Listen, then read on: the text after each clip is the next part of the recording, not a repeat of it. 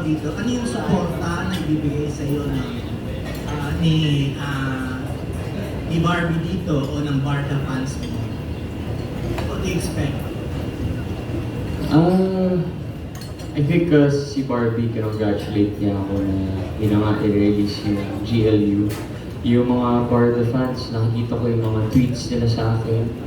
Nakikita ko yung mga comments nila na susuportahan nila kahit hindi ko kasama dito si Barbie. So, super thankful na kahit naman outside the love team, sinusuportahan ako ng mga Barca. Kaya super thankful ako.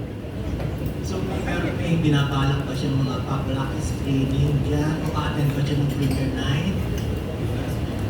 Hindi ko pa siya natatanong dahil sobrang busy namin. May taping kami actually Thursday, Friday, Saturday, then Sunday premiere night. So, baka matutulog ako sa movie, gano'n. So, syempre yun. Kaya hindi ko rin sure kung i-invite ko siya nakahiya. Okay, congratulations.